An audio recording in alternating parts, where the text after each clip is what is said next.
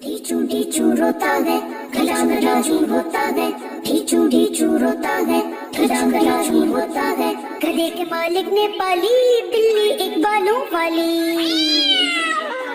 गला गला चू होता है, गधे के मालिक ने पाली बिल्ली एक बालों वाली। हाथ से खाना खिलाता था, गोद में उसको सुलाता था, बिल्ली साथ में चलती थी जहाँ जहाँ वो जाता था। गधा अकेला एवरीडे बोझ उठाता मालिक के, फिर भी रात में बेचारा बेचारा गम का मारा। घर के बाहर खूंटे से बंद कर खाता था चारा।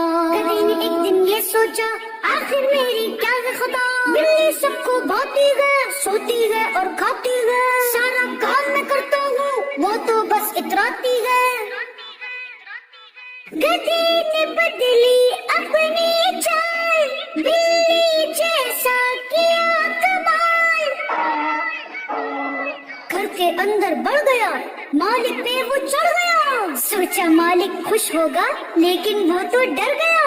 मालिक को गुस्सा आया, वो गुस्से में चिल्लाया, मुझे बचाओ, इस आफत से जान छुड़ाओ, मुझे बचाओ, इस आफत से जान छुड़ाओ। पागल हो गया है ये गधा, इसको घर से दूर भगाओ।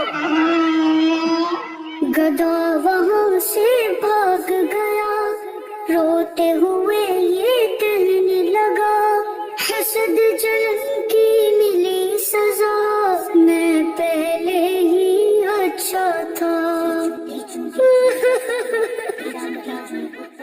प्यारे बच्चों याद रखो, किसी को देख के नहीं जलो, नहीं जलो।